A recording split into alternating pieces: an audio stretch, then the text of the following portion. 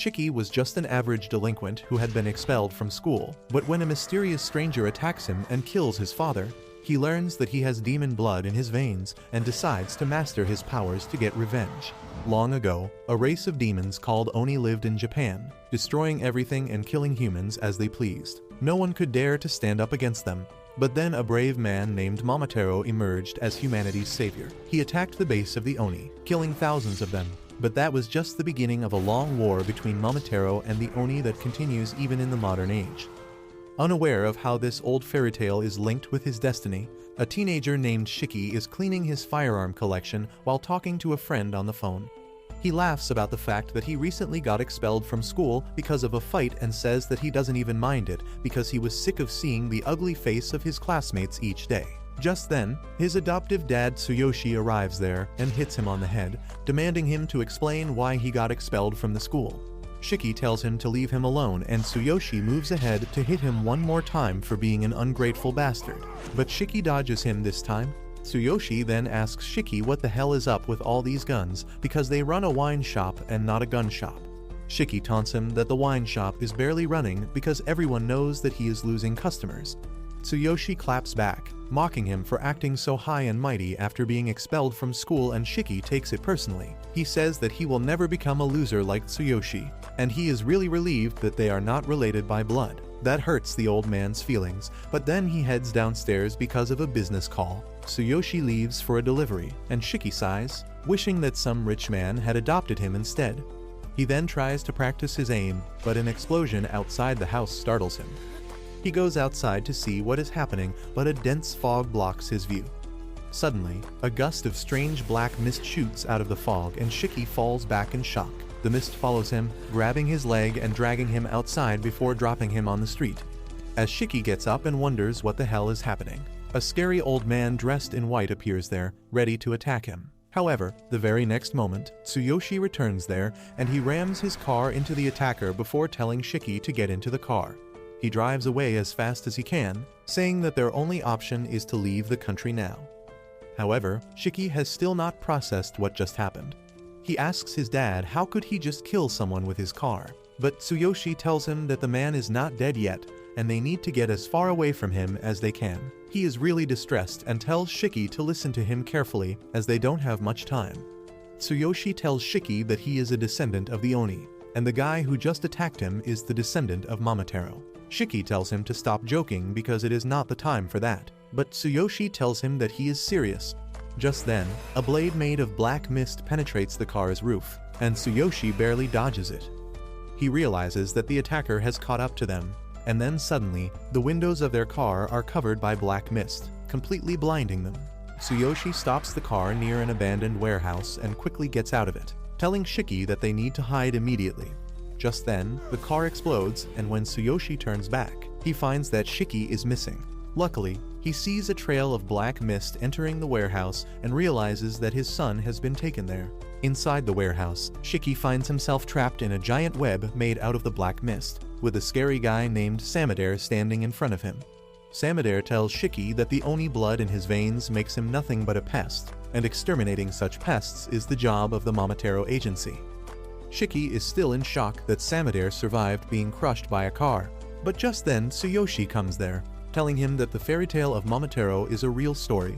He says that for thousands of years, Momotaro and Oni have been at war with each other through their descendants who share their blood. Eventually, the Momotaro descendants joined hands and formed the Momotaro agency, gaining advantage in the battle and forcing the Oni to hide among humans to survive. Shiki still can't understand what is happening, but Tsuyoshi tells him to let Daddy handle it.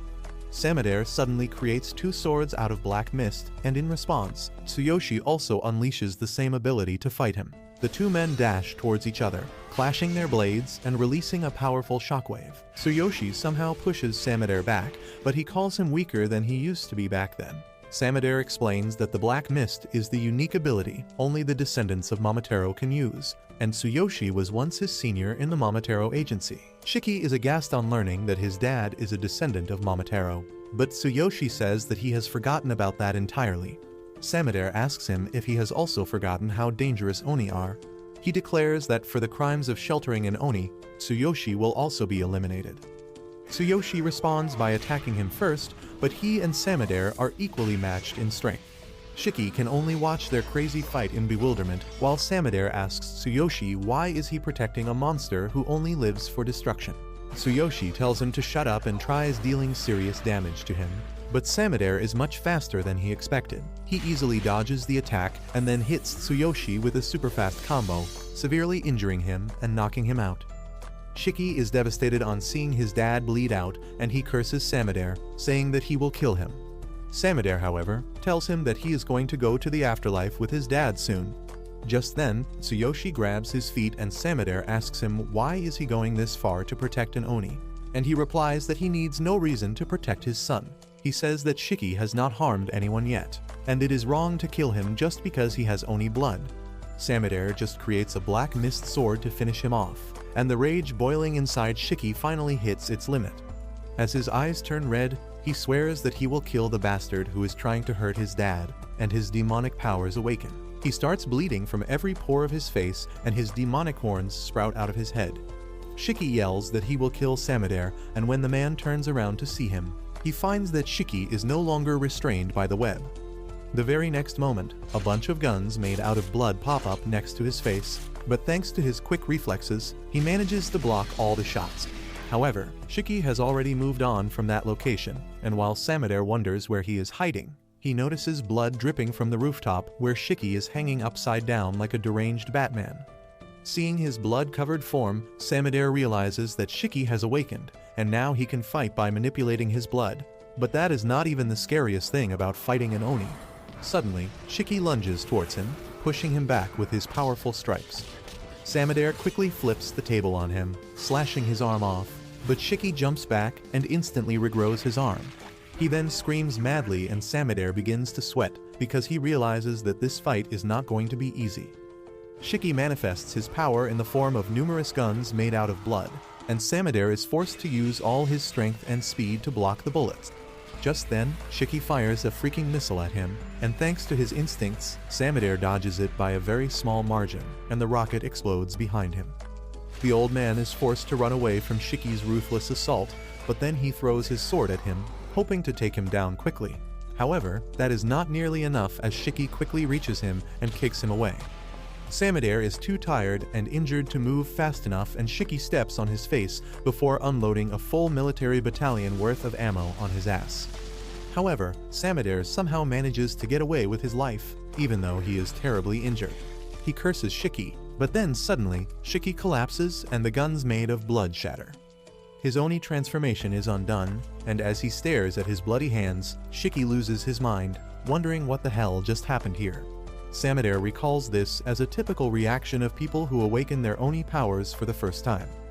With his remaining power, he summons a black mist sword again, deciding to finish his job right now.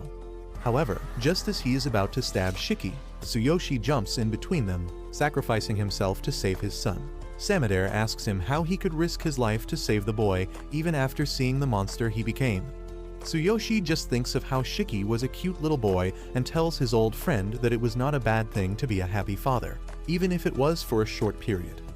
Just then, some civilians gather at the site after hearing the explosion and call the fire department, and Samadare decides to retreat for now. He turns into black mist and vanishes, leaving the injured Tsuyoshi and the confused Shiki alone. Shiki panics and tells his dad that he will call an ambulance, but he asks him to stop because he knows this is the end. He just wants to talk to his son one last time at the end. Tsuyoshi tells him that he could never tell him about his Oni lineage because that would mean telling him that there are people out to kill him. But now, he can only ask Shiki to become strong enough to defeat both Momotaro and Oni so that he can live freely and happily. However, Shiki shouts at him to shut up because he is not done with him yet. He begins taking him outside, saying that they will talk after he gets better, and Tsuyoshi just smiles at him once before breathing his last. As he falls to the ground, Shiki loses his mind. He tries to wake him up first and then starts crying uncontrollably. Soon after that, a man on roller skates arrives there, and when Shiki turns around to see him, he knocks him out with a single tap to his head, before taking him away to a place where Oni like him can become stronger. While he is unconscious, Shiki dreams of the happy moments when he used to play in the park under his dad's watchful eyes. But then the dream turns dark abruptly, with Tsuyoshi dying at Samadere's hand. Shiki wakes up with a jolt as he stares into the bloodshot eyes of Samadere. But when he looks around, he finds himself gagged and tied to a chair in a large empty hall.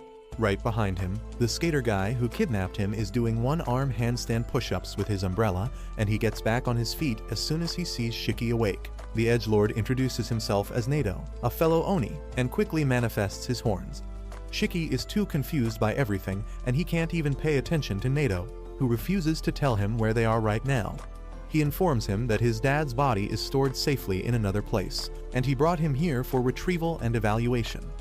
Nato then suddenly skates to the whiteboard in the corner and drags it closer to Shiki, before flexing how fast and efficient it is to use roller skates instead of walking. Next, he begins explaining the Mamatero agency to Shiki, saying that he has already seen one guy who can control the black mist and use it like a weapon. The Mamatero agency finds and hunts Oni, and in response, the Oni created their own agency to fight back. Nato says that his job is to find newly awakened Oni like Shiki and bring them to a safe place where he can evaluate if they are worthy of joining the Oni agency. With that brief intro, he puts the whiteboard back in its place and then removes Shiki's gag so that he can interview him. As soon as he removes the gag, Shiki starts yelling at him to free him. He also curses Nato, threatening to kill him if he has harmed his dad's body, and Nato immediately deducts a point from his score that is already 0. He calls Shiki a moron for not understanding what safely stored means because he mentioned it a couple minutes earlier. Shiki gets mad at him and says there is no way he can trust a shady edgelord like him, and Nato wasn't expecting anything else from him. He decides to deduct more points from Shiki's score the more he curses and demands to be set free, telling him to cooperate if he wants to pass the evaluation. Shiki doesn't give a shit about the evaluation, but he wants to be free quickly, so he tries holding his anger. However, he can't even do that properly, and Nato tells him to stop giving him the creepy look. Shiki snaps on hearing this, and Nato decides to evaluate him using a non-standard method because normal things don't seem to work with nut jobs. He takes off his tie, and before Shiki can even realize what is going on, Nato uses the tie to strangle him with his full strength. Shiki panics as he loses his breath, and Nato says that a creature's true nature is revealed when it is close to death, and that is what he wants to see. Shiki tries to resist with his full strength, but he can't get out of the chokehold even after bleeding from every hole on his face. He soon loses consciousness, and Nato is disappointed in him, but the blood that Shiki just lost awakens as a result of its power. It turns into sharp spikes and attacks Nato, who dodges the attack without much difficulty. Suddenly, he finds a Gatling gun made of blood pointing at his head, and behind it, Shiki is in his berserker state. He opens fire at Nato and then backs away after he is satisfied. But his attacks didn't even touch the edgelord, who protected himself by coating his umbrella in his blood. He deducts 100 points from Shiki's score because he doesn't even know how to use his Oni blood, and then decides to show him how it is actually done, even though he won't remember anything once the berserker state ends. Shiki suddenly lunges towards him, but Nato is prepared for everything, and a few minutes later, Shiki regains his consciousness, lying defeated on the ground. He can't understand what just happened, but then he looks at his red hands and panics, realizing that he went out of control again. Nato calmly sits on top of him, saying that it is natural that his memory is a blank because when an Oni goes into berserk mode, they lose their mind. Around them, the hall is a total mess as a result of their fight, and Shiki tells Nato to stop lecturing him when he is also using his blood as a weapon. Nato immediately makes his blood umbrella disappear, telling Shiki that he never went berserk because he can actually control his power.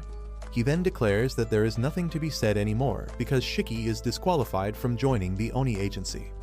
Shiki still has no idea what the hell is happening, but if there is one thing he knows for sure, it is that Nato is ridiculously strong. He decides to swallow his pride and begs Nato to take him as his underling because he wants to get stronger and avenge his dad. Nato immediately refuses his request, telling Shiki that someone like him who doesn't use his brain while fighting is always the first person to die in a real battle. He calls him a useless disgrace who can neither control his brain nor his power, and Shiki uses every ounce of his strength to hold back his rage. Nato then declares that it is time for him to dispose of Shiki, because a berserk Oni is a liability to everyone. He uses his special ring to cut his thumb, letting a stream of blood trickle out. He turns the blood into an umbrella, and Shiki suddenly gets an idea about how to make him change his mind. He runs away from Nado's range, and then dashes towards him while dragging his fist on the ground till it bleeds. Nado quickly turns his umbrella into a spiky shield that will protect him from any melee attack, and then calculates the possible moves Shiki can use. Shiki jumps up at the last moment, which was among the possibilities that Nado calculated, but then he surprises him by using the spikes to jump to the side and point a bloody gun at his face. Shiki puts all his focus into the gun, shooting a powerful shot with the recoil sending him flying backwards. He can't believe that he managed to land a hit on Nado, but it turns out that he couldn't do it even this time.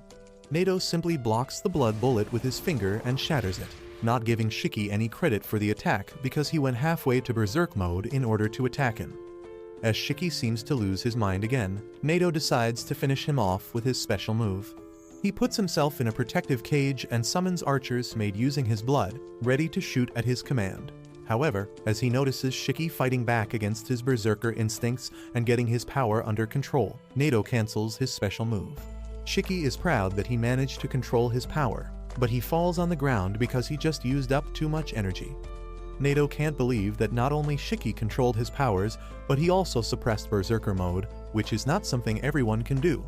He asks him how the hell did he do that, but Shiki smugly tells him to accept him as his underling to unlock the answer. Nado tells him that he will think about it, and Shiki decides to take that as a yes. He says that when Nado talked about controlling his blood, he didn't understand shit, but when he saw him slice his thumb and use the blood to create a weapon, he got an idea. He thought that since they were both Oni, he could just ape his shit, and surprisingly, that worked. He didn't understand the fine details though, and he just let his arm bleed while yelling at it mentally to form a weapon.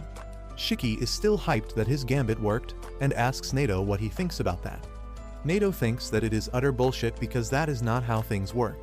From his experience, dumb and emotional teens like Shiki have a hard time controlling their blood, while rational and calm people like him have the best chance at using their power properly. He thinks that Shiki doesn't listen to reason or even let his berserker mode control him, and he can use his raw instinct to brute force his power into obeying him. He thinks that it is a very rough method, but it can also give someone an explosive amount of power. He begins to wonder what to do with this unique case, when suddenly, Shiki tells him that he needs power to avenge his dad and kill the man who murdered him. He tells Nado that if he takes him in as an underling and teaches him everything, he will become useful to him. However, Nado refuses to consider that possibility. He turns his umbrella into a spear, telling him that people like him are a risk to society, because he didn't even know that he could control his power and just took a gamble. He says that he can't accept him as a lackey, and then acts like he is going to stab him with the spear, but only hits the floor near his head. He tells Shiki that he won't accept him as an underling, but as a student, and that is really confusing for Shiki, because he thinks both are the same thing. Nado tells him that he passed the test barely, but he will give him the chance to prove his abilities. Shiki can't make sense of what is going on, so Nado decides to start from the basics. He tells him that they are on an island called Hell's Doorstep, which was known as Onigashima in the past. It was the place where the original Momotaro massacred demons, but now it is a place where the Oni can live safely. At the center of the island, there is the Rosetsu Academy, which is a military school that trains Oni to fight against the Momotaro agency. Shiki gets freaked out on learning that he is on an island, but Nado pokes his face, telling him that it is not important. The most important part is that the Rosetsu Academy will teach him everything from general education, controlling his Oni blood, fighting techniques, and the history between Momotaro and Oni. Nado is Shiki's homeroom teacher, and he tells him more about how they do things here at the academy, but that is more than his pea-sized brain can handle. Shiki doesn't even care about that because all he wants to know is if he can become strong enough to avenge his dad. Nado can't give him any guarantee, but he tells him that if he can't become strong enough to fight the Momotaro agency, he will be expelled from school. Soon, Shiki gets dressed up and he is excited to go to a different kind of school, but Nado warns him that other people have passed the test this year, and he is probably the least skillful amongst them. Suddenly, Shiki remembers his dad and asks Nado where his body is. Nado replies that they have kept him in the morgue because they wanted Shiki to handle the funeral as per his beliefs. Shiki gets a bit gloomy on thinking about his dad's death, and Nado tells him that being a gloomy idiot is a waste of time, and he should focus only on becoming stronger so that he can get his revenge. Shiki says that he seems like a nice guy after all, and that embarrasses Nato, who speeds away, telling Shiki that if he doesn't reach the class before him, he will be expelled. Shiki somehow catches up to him, and as he wonders how should he enter the class to farm the maximum amount of aura, Nato just kicks him through the door. Shiki feels like he got some aura debt because of his uncool entry, and he asks the masked boy named Jin for some tissues for his nosebleed. Jin turns out to be an even bigger edgelord than their teacher, and he tells Shiki to stop talking to him. Shiki gets mad at that and starts teasing him for not having his horns yet. Jin simply manifests his horns, saying that only dumb rookies who can't control the horns flaunt them all the time. This comment offends another guy named Ikari, who also can't control his horns. Things start getting tense in the classroom with Shiki getting up close and personal with Jin. However, before things can get violent, Nato suddenly arrives behind them and Shiki finds himself sitting right next to Jin without even realizing when it happened. Jin is equally shocked, but Nato doesn't have time to waste with what his students think. He says that for their first lesson, they are going to play a game of tag. He takes all the students to the forest, telling them that they have 1 hour to get back to the school while avoiding being caught by him. Nato then declares that anyone who doesn't make it back to school in the time limit will be expelled, and he doesn't care about Shiki's objection. He then tells the students that they are free to use their powers, and he will only use his in case someone goes berserk. Jin confidently says that he might get killed if he doesn't use his powers, and Nato has no issue with that. Instead, he says that if someone kills him, they will graduate instantly, and then they can join any squad that they wish to fight the Momotaro agency. He then says that the school is there to prepare them for real-life challenges, and he is going to test them at each step. He asks everyone if they are ready, and Shiki replies that he is going to give it his all and ace the tests. Nato then reveals that there is another rule, and takes out 2 balls that are still smaller than mine. He tells the students that they need to have a ball with them when they reach the academy to pass this test, and then suddenly throws them into the restricted area. The students think that since there are only 2 balls, they will have to fight for them, but then Nato reveals that they will be divided into teams. The first team has Shiki along with Jin and the timid pink-haired bitch, Homer. The second group has the delinquent named Ikari and the nerd Juji, while the third group has the nervous Roku and Kuina, who seems the most confident out of everyone present there. Nato tells the 3 teams that he will enter the restricted zone 15 minutes after them so that they can get a head start, but Shiki interrupts him, saying that he doesn't want to team up with the masked weirdo. Nato tells him that he will be expelled if he can't work in a team, and he is forced to take his words back. After that, Homer politely introduces herself to Shiki, who has never had any sort of female interaction in his entire life. He immediately gets butterflies in his stomach as he sees Homer approach him, and he confidently tells her that he will protect her. She gets flustered on hearing this and tells him that he doesn't need to go that far, because all she wants is to not get in his way. Next, she goes to introduce herself to Jin, but he is an edgy Tate fan who doesn't even bother to respond to her. Homer's low self-esteem kicks in, and she starts crying and apologizing for talking to him. Shiki starts yelling at Jin for hurting the girl's feelings, and then he quickly moves on to comfort Homer, telling her that she should not ruin her cute looks by crying. He then returns to taunt Jin, but the Tate fan tells him to stop being a beta simp. Nato interrupts their quarrel and tells them to head inside because they don't have all day. Jin and Shiki immediately run towards the restricted forest, and after a while of staring around cluelessly, Homer also follows them.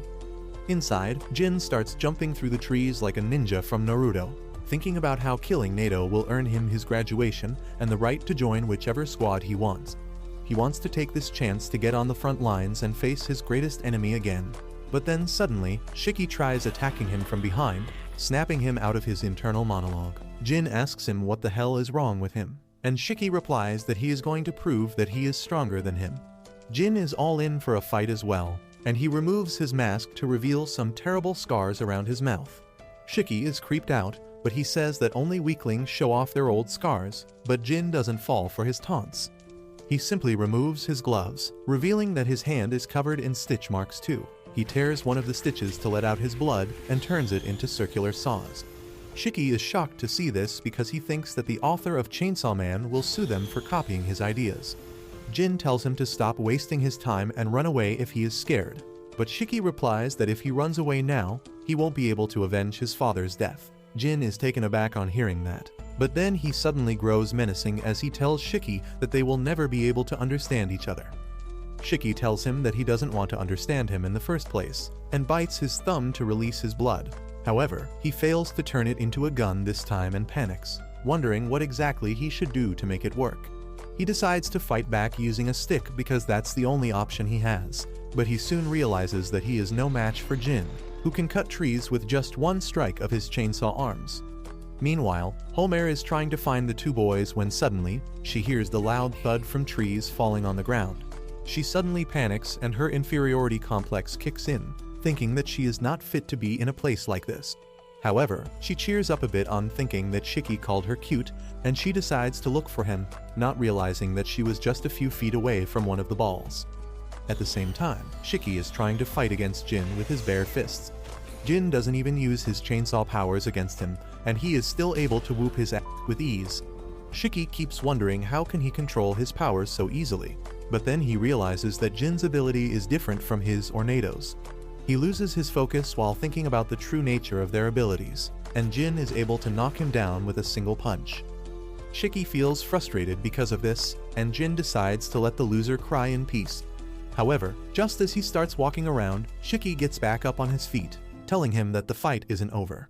The pissed Jin just sends a chainsaw towards him, and at the exact moment, Homer arrives there. Thanks to her negative survival instincts, she doesn't even notice she is walking right in the line of fire. Shiki panics on seeing this, and luckily, he manages to get her to safety, even though he gets slightly wounded in doing that.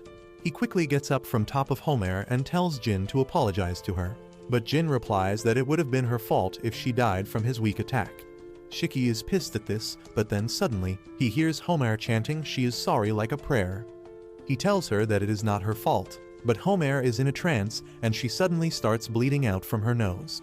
The blood slowly takes the form of a giant human, and both Jin and Shiki freak out, wondering what in the name of Attack on Titan is this. Homer tells them both to run away because her female Titan is going to kill them. Just as she says this, the female Titan hits the ground with her full strength, and Shiki barely avoids getting hit by her attack. Jin, on the other hand, jumps right towards the female Titan to fight back, but his chainsaws can't do much damage to her giant body. Shiki asks Homer if she can't stop that thing, and she apologizes because she can't do anything.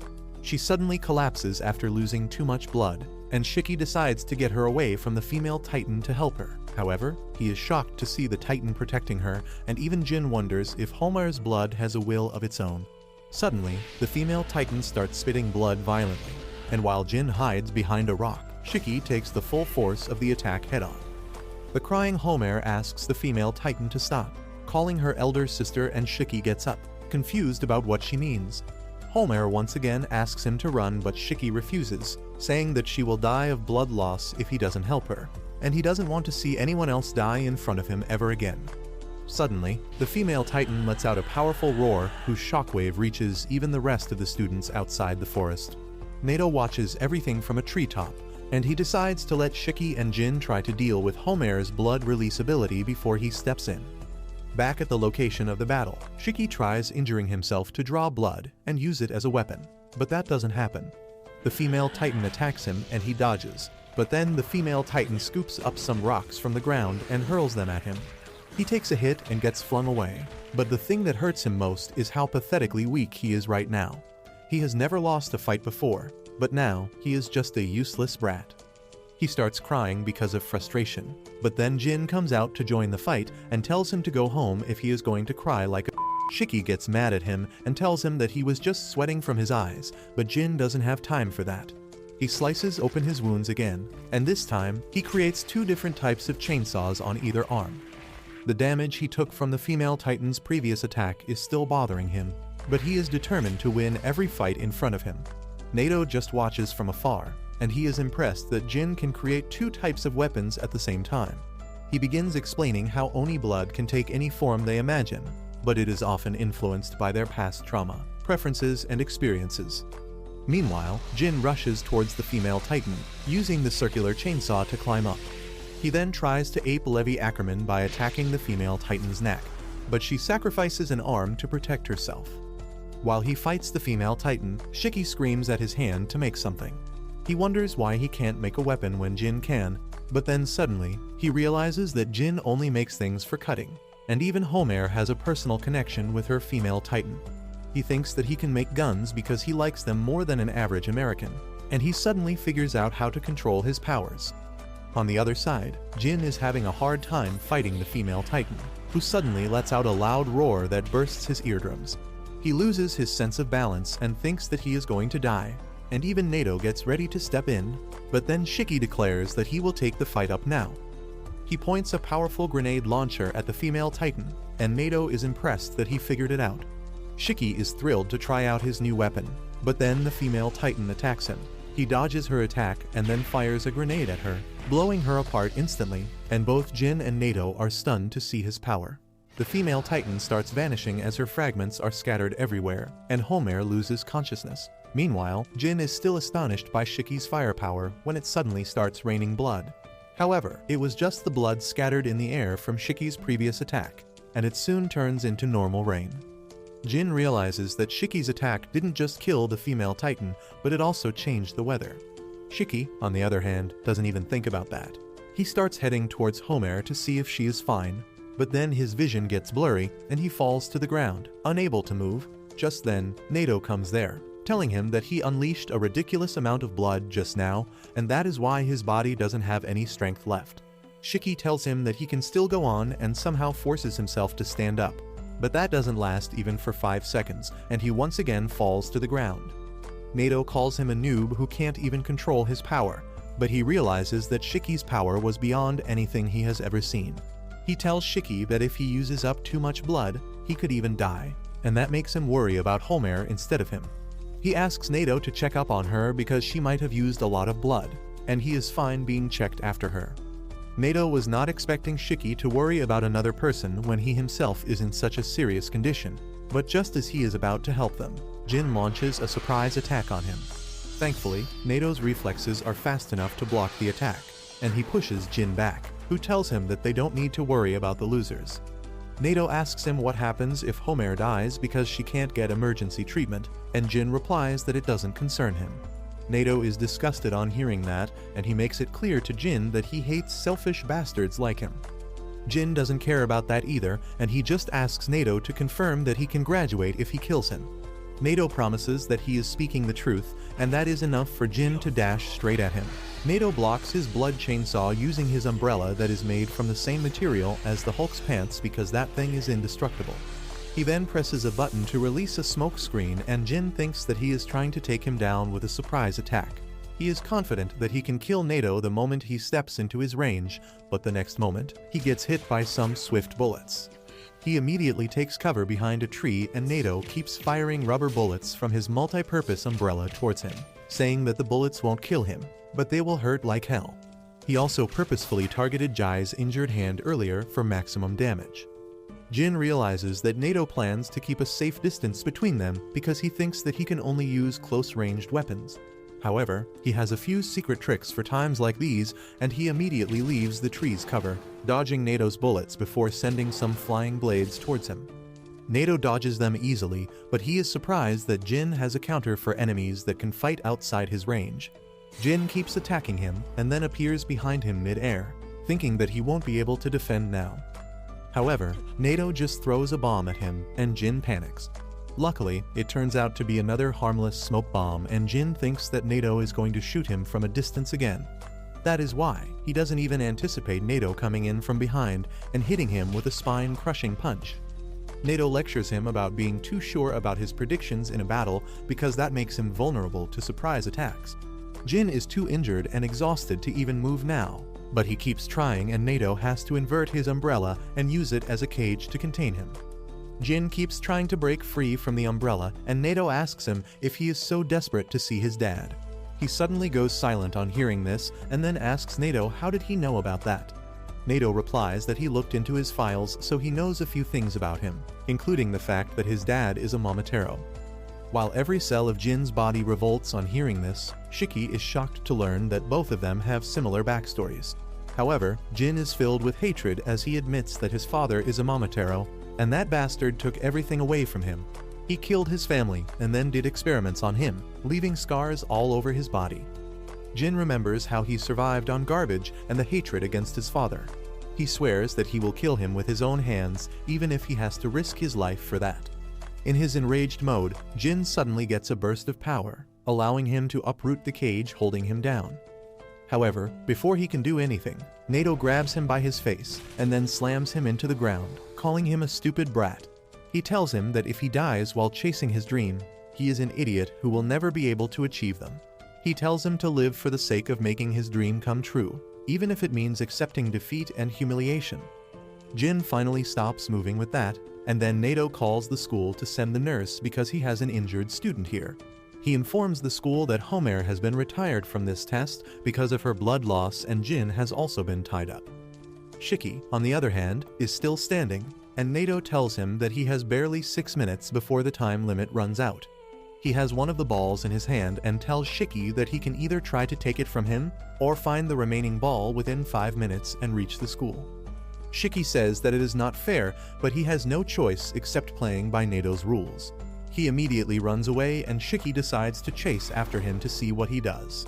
Meanwhile, Jin is sitting silently where he is tied to a tree when suddenly, Shiki pops out of the bushes nearby. He walks over to Jin, telling him that he will free him, but in exchange, he will have to work together with him. Jin is shocked by this offer, and Shiki says that neither of them can beat Nato on their own, but if they work together, they have a chance. Jin refuses, saying that being rescued by an idiot will lower his pride, and Shiki doesn't even bother to debate the point that he is an idiot.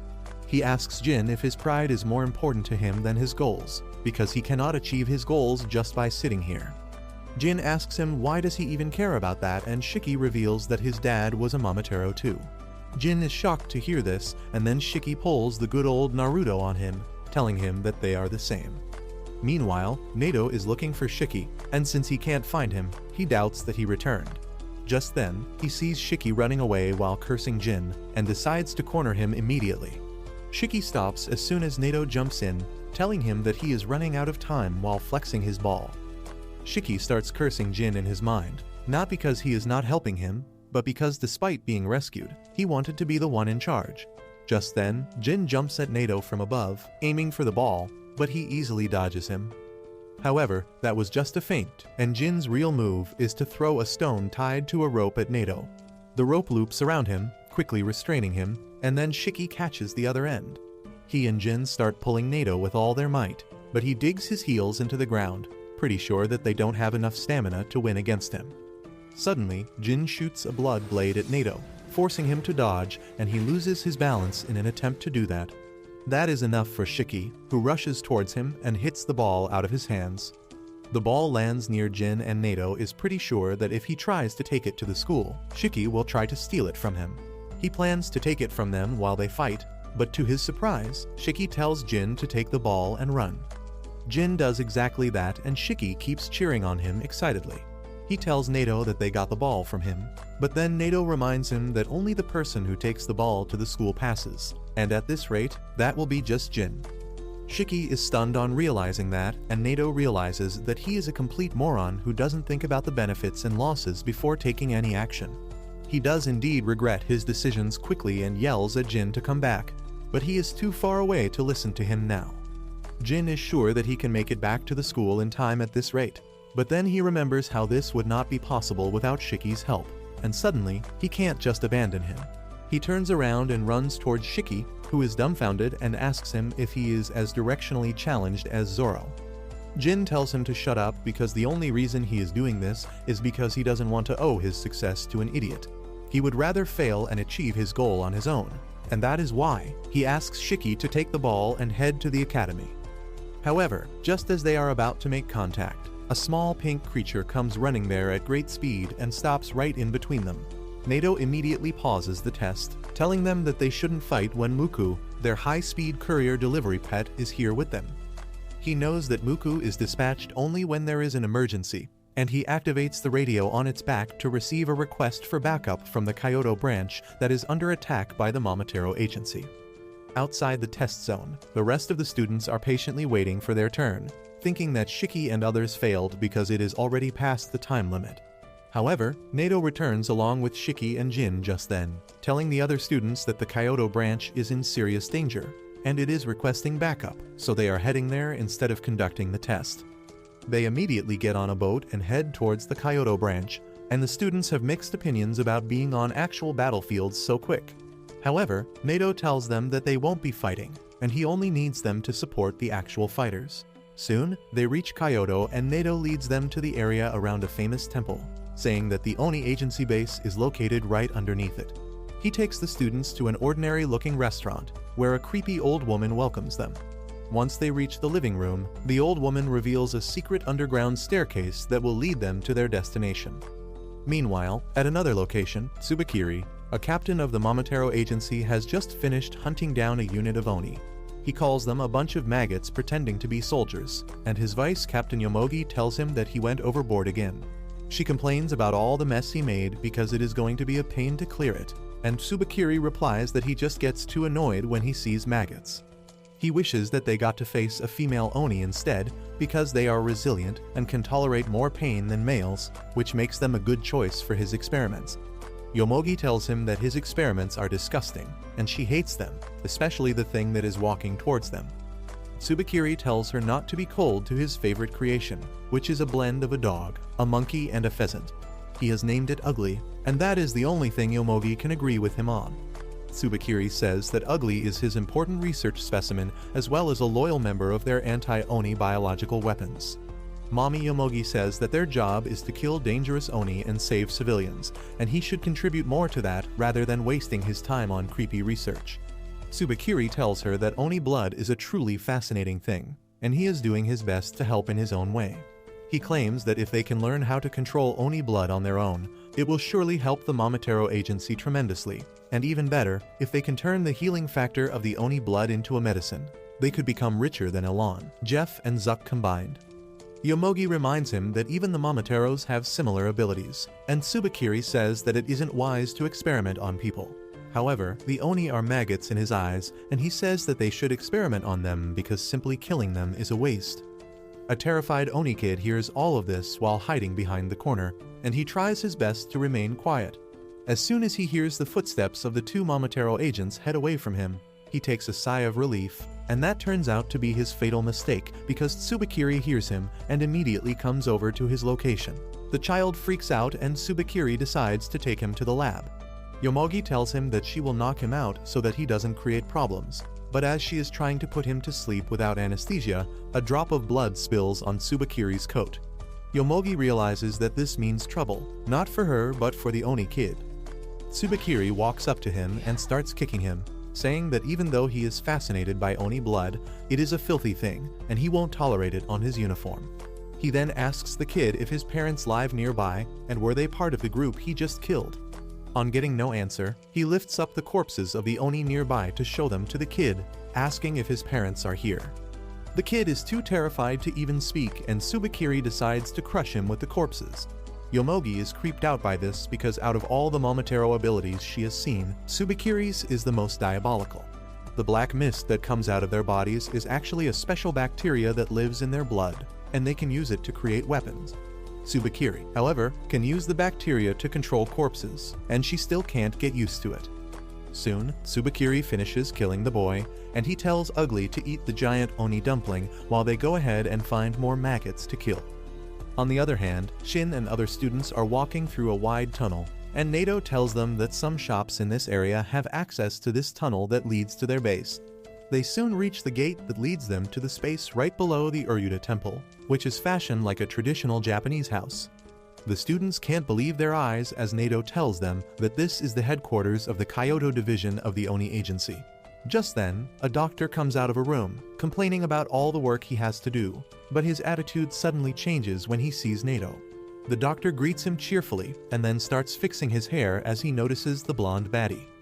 She turns him down immediately, but that doesn't let the simp's heart get broken because he is actually used to rejections. Shin asks who this clown is and Nato introduces him as Kyoya, the commander of the support unit at the Kyoto base. Kyoya adds that he and Nato were classmates back in the academy, but Nato doesn't have time for his idle chatter. He decides to head to the front lines immediately, and Shin asks him to take him along as well. Other students also want to go with him rather than dealing with a weirdo like Kyoya, but Nato isn't going to listen to them. He tells Kyoya to use these brats as he pleases before he leaves, and just then, the nurse tells Kyoya to get back in and do his work. She notices the students from the academy as well and tells them to get changed immediately because they need all the help they can get. They get dressed as assistant nurses quickly and then go to the makeshift hospital, where dozens of injured Oni are crying out in pain. One of them has been brought in just now, and he has lost both his legs along with some other life-threatening injuries. Shiki is horrified to see his condition, and the nurse also says that he has at most 3 minutes left to live at this rate. Kyoya just smiles at him and says that they won't let him die, and Shiki snaps at him, asking him not to make such careless and fake promises. Kyoya appreciates his honesty and kindness, but tells him that he is kind of a big deal here, and he decides to show the kids how real support work is done. In another location, Tsubakiri and Yomogi have just finished dealing with the captain and vice captain of another group. The remaining Oni are terrified of them now, and Tsubakiri is disappointed that he will have to deal with another bunch of nobodies when he was expecting someone strong. Well, his wishes are granted immediately as Nato comes there and quickly activates his ability. Tsubakiri is pleased to see him, but Nato doesn't give him a chance to be happy for too long as he immediately unleashes his killer move on him. The Oni are really glad to see that Nato has come to save them, but Tsubakiri didn't take any damage from the previous attack as he used the dead Oni captain and vice captain as his meat shields. Turns out, he knows Nato already and he talks to him like they are old friends. He asks what is he doing in Kyoto because this is not his area. Tsubakiri then remarks that he has heard of a location where the Oni in Kyoto are gathering, and if he just wipes out that place, the entire problem will be solved. Nato keeps up his poker face as he says that he doesn't know anything about it, and Tsubakiri replies that he will give up if even Nato claims that the place is not real. He then says that he will go for sightseeing around the big temple instead, and Nato panics inside because he knows that Tsubakiri has really sharp instincts. He decides to stop him right here and gets ready to fight seriously.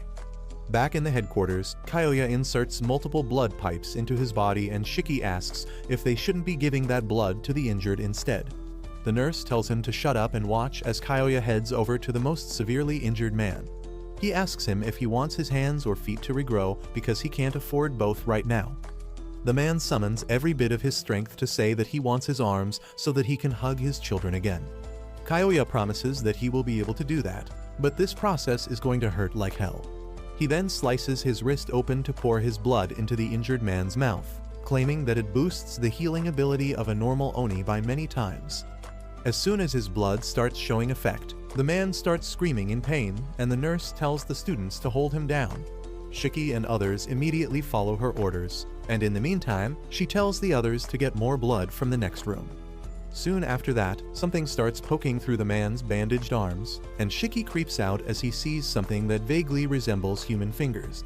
Other students get back too, and then suddenly, the injured man regenerates his arms, and even the severe burn wounds on his chest heal completely. Shiki immediately heads over to Kyoya, asking if they can regenerate his legs too, and he affirms but adds that they need to do it over time and using small doses of his blood. Since he has already consumed too much blood, the injured guy may develop antibodies if he drinks any more of it. Kyoya then heads over to the patient, telling him that he will be retired from the combat unit now, but he can join the support unit to help others out. He says that with a pair of prosthetics, he will be playing with his kids in no time, and the man is moved to tears on hearing that. Kyoya then turns to the students, telling them that they could be in the place of this guy in the future. He understands the glory chasing and aura farming that can only be done on the front lines, but he reminds them that people on the front lines can fight bravely only because there is someone to cover their back, and that is the support unit. Shiki and a few others are really impressed by him now, and they tell him that they are ready to help him in any way they can. Kyoya tells Shiki that he needs his help with another matter, and takes him to a depressed girl named Mei who was brought in yesterday after the Momotaro agency attacked her. Her parents are still missing, and Kyoya wants to use Shiki's kindness to make the girl feel better. Shiki takes up the job and tries talking to the girl, who gradually opens up to him. He asks her about school, and she tells him that she never went to school. As Shiki is wondering if the girl is a troublemaker like him, the support unit brings in some dead bodies from the battlefield and Mei's parents are among them. She starts bawling like crazy as she sees them, and Kyoya says that he can't get used to such painful scenes even after all this time. However, there is a deeper and more sinister plan behind the corpses than anyone realizes. Tsubakiri tells Nato that he laced some Oni corpses with his bacteria, fully aware that the support unit will take them to their base to give them a proper funeral, and then he can control the corpses from a distance and destroy the base. Nato is shocked to hear this, and Tsubakiri decides to try if his plan succeeded. He awakens the corpse of Mei's dad while Shiki and Kyoya are distracted, and she is overjoyed, thinking that he is still alive. However, he starts strangling her under Tsubakiri's command, but Shiki and Kyoya are quick to notice it. Kyoya realizes that this is Tsubakiri's ability, and he immediately tells Shiki to cover Mei's eyes. He obeys the order, and then Kyoya pierces the man's brain with 2 sharp knives, rendering him immobile. Mei starts crying once Shiki lets her see what happened to her dad, and then Kyoya realizes that there might be more puppet zombies here just like this one. However, he realizes it too late because the zombie puppets have started moving, and Mei's mom suddenly gets up and attacks Shiki before he even realizes it. She starts strangling him, and Kyoya decides to neutralize her quickly. But before he can get the scalpels out, more zombies attack from behind, restraining him. Shiki can't do anything either, and his brain's oxygen supply slowly gets cut off, causing him to pass out. The same thing happens all over the headquarters, and the zombies start attacking the supporters carrying them first. The supporters are not even trained to fight, and because of the suddenness of the attack, they are easy targets for the zombies to subdue. At the same time, the zombies break into the room where all the serious patients are receiving treatment. They attack the patients and the nursing staff, and no one has any idea about how to solve the problem. Back in the other room, Shiki is somehow holding on to his consciousness as Mei cries and begs her mom to leave him. Shiki tells the girl to get away from the zombie because it is not her mother, but Mei doesn't even listen to him. Kyoya tries to help him, but the zombies knock him down. Seeing that no one is coming to help him, Shiki pulls out a Glock from his ass. Turns out that Nato had given him the gun on the boat, telling him that he was not skilled enough to control his blood yet, so if there is a need to fight, he should use a weapon he is familiar with.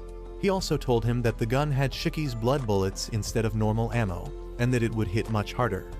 If there is a time to use the gun, it is now, and Shiki first pulls Mei close so that she doesn't have to see the bloodshed that comes next.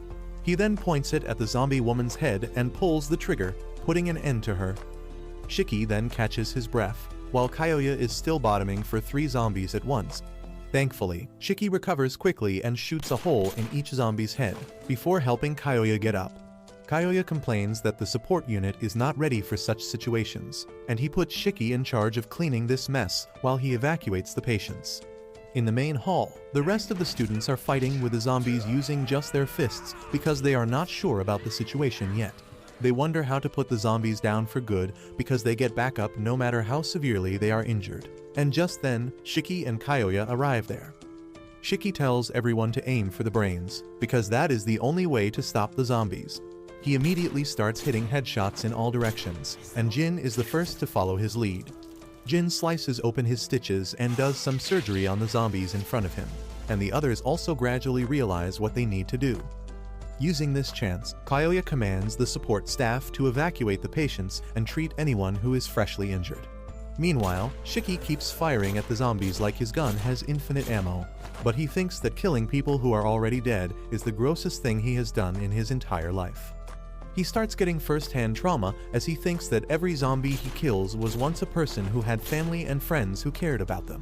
He feels like he will cry at any moment now, and he wonders why they are hurting their own people when their enemy is the Momotaro Agency. On the other hand, Nato is still in a standoff with Tsubakiri. He decides to take him out in close combat, but Tsubakiri uses 3 dead Oni as his shield. Nato is pissed, but then he notices the monster Ugly next to him, ready to deliver a devastating blow. He somehow dodges the attack at the last moment, but Ugly smashes through the 3 Oni. Nato is not happy with this, and Tsubakiri tells him that he should be happy that the pests infecting this world are dead. Nato tells him that no matter how strong he is, he cannot win every battle as a loner, but Tsubakiri finds that ironic coming from another loner. His point is proven within seconds as the fodder Oni offer to support him, but he tells them to evacuate to safety because they will only hold him back. Tsubakiri tells him that no one is leaving this place, and he commands his assistant Momogi to do her job. Mommy Momogi steps up and uses her power, creating an impenetrable barrier around Nato and the other Oni that traps them in their place. Tsubakiri tells Nato that he can't leave this barrier until Momogi permits, and in the meantime, he will take a stroll around the Oni headquarters. Nato panics as Tsubakiri reveals that he planted transmitters on the all Oni corpses, and they all have gathered right under the Uryuta temple, so that must be the Oni headquarters. Tsubakiri starts walking towards the temple, and he commands Momogi to send Ugly inside the barrier. She gives the creature the permission to enter her barrier, and Nato gets ready to fight it. However, Tsubakiri says that this creature is mass-produced, so it is perfectly fine even if they sacrifice. He snaps his fingers and Ugly's belly suddenly starts swelling up. Nato realizes that it is going to self-destruct and tells everyone to get down, but there is not enough space in the tiny room for them to avoid the explosion that is powerful enough to shatter Momogi's barrier and destroy nearby buildings. Momogi asks if they should double-check to make sure that Nato is dead, but Tsubakiri tells her that there is too much smoke there and he doesn't want his uniform to get dirty. That turns out to be a mistake because despite being unconscious, Nato doesn't seem to have any major visible injuries. Back in the headquarters, Shiki and others have finally managed to defeat all the zombies, and Kyoya has also transported the patients to a safer location. He thinks their problems are solved with this, but then he notices Mei, who is staring blankly at her parents' corpses. He goes to console her and Shiki joins him. He apologizes to Mei for shooting her mom, but she coldly replies that it is alright. Shiki is shocked by her response, but Mei continues, saying that she was always running from one place to the other, hiding from some threat that she didn't even know about. She had no friends and she didn't even go to school, and she had an idea that something like this would happen one day. She puts on a fake smile as she tells Shiki not to worry about her, and his heart shatters on hearing this. He remembers his own childhood and how he always admired superheroes. In their folk stories, Momotaro is supposed to be the hero while the Oni are villains. He asks if this is how the heroes of the fairy tales work. He suddenly hugs Mei, declaring that he will become a villain and crush all the heroes. He promises Mei that he will create a world where she can smile again, and she doesn't know how to respond to that. Soon after that, Kyoya takes Jin with him for support as he explains his plans to cremate the bodies of the dead Oni, but Jin is not interested in his yapping. On the other hand, the rest of the students are dragging the bodies to carry them to the funeral house, but the stuck-up nerd named Juji seems to have other things in mind. Hikari tells him to stop slacking around and help him, and Juji says that he has a theory. Since they were attacked here, he believes that the headquarters are not as safe as they thought, and they can be attacked again. Juji's ability is more suited for scouting, so he decides to keep watch. He immediately cuts open his thumb and lets his blood fall on the ground, creating a radar that can sense any living being within a 5-kilometer radius, and he can even confirm if they are Momotaro. Ikari is seriously impressed by his ability, when suddenly, Juji spots some hostile people approaching their base. Those signals come from Tsubakiri and Momogi, who have reached the shop that served as the secret passage to the Oni headquarters. The old woman there is already dead, and Momogi has found the entrance to the tunnel as well. While she inspects it, Tsubakiri calls the Momotaro agency, asking them to send several mass-produced uglies to his location, as well as a special-purpose ugly that he made himself. He also asks for information on a certain high-risk Oni whose name he forgot, and then gets ready to go inside. Momogi tells him that the area seems to be really huge, and there might be a lot of Oni there, so they need to be careful. She suggests tossing in some poison gas to make their work easy, but just then Tsubakiri gets the file of the high-risk Oni that is none other than Shiki. He tells Momogi that they can't use poison now, because he wants Shiki alive. She is surprised to hear this, and Tsubakiri says that Shiki is really special for an Oni, and he cannot miss the chance to experiment on him. On the other hand, Kyoya shows Jin the crematorium where they burn all their dead friends. Jin is a bit taken aback to see it, and Kyoya says that once a war with the Momotaro agency begins, a lot of people end up dead. He warns Jin about the dangers of the line he is stepping out into, but tells him that he doesn't have to worry too much because he can heal from almost anything. After that, he suddenly gets too friendly with Jin and asks if he has a girlfriend.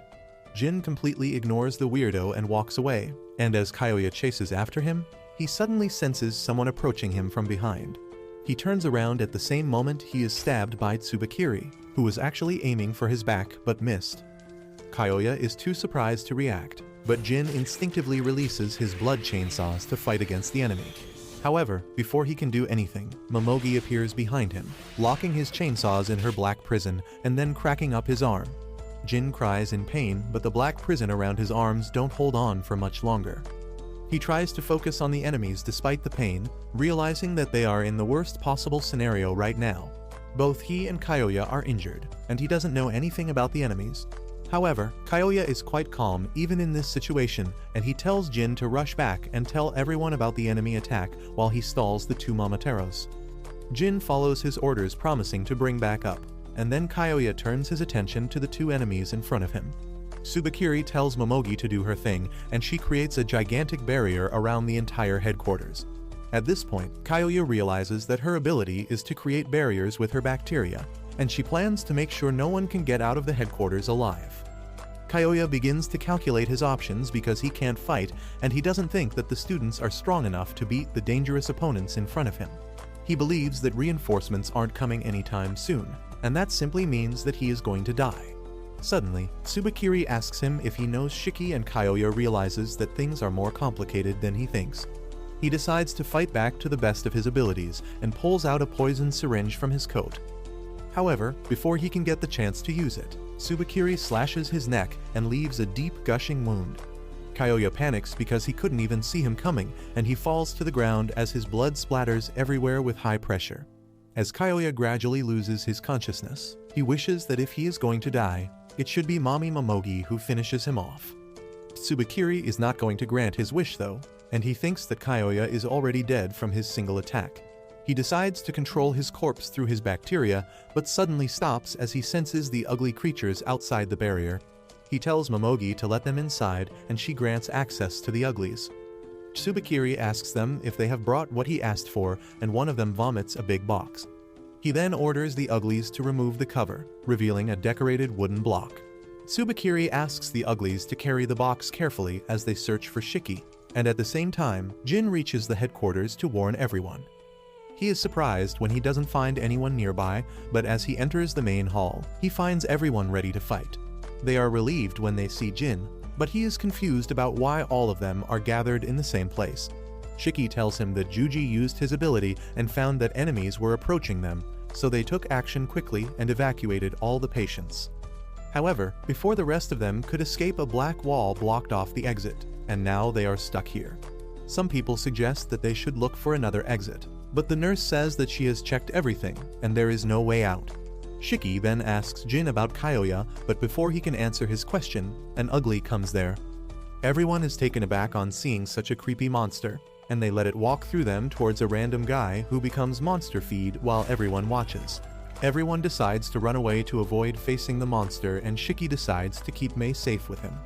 Soon after that, Tsubakiri and others enter the hall and find it empty. He orders the uglies to put down the coffin and sits on it, ordering Momogi to capture Shiki alive and kill everyone else. She asks him if he is not going to come with her, and Tsubakiri refuses, saying that he has some important thoughts to think. On the other hand, the blonde baddie Kuina is looking through some clothes in a restroom to find something she can move better in. Meanwhile, the dramatic emo Rokuro is also in the same room, crying that he is going to die because his heart rate is abnormal. Kuina tells him to work on his fitness if he collapses just after running a little. She then covers his face so he doesn't see her change, and then ironically she changes into a skimpy gym where Rokuro asks her what is she planning to do now, and Kuina replies that she is going to set up an ambush, obviously. He gets jealous of healthy people on hearing this because he is always afraid of getting sick. Just then, they hear the heavy footsteps of an ugly approaching them, and Rokuro panics, telling Kuina that he can't fight when he is so stressed. He begs her to do something, and that suddenly turns the baddie on because she likes being in total control. She tells Rokuro to hide in the closet because she will handle everything, and he nervously obeys her command. Kuina then stands facing the door, waiting for the enemy to arrive.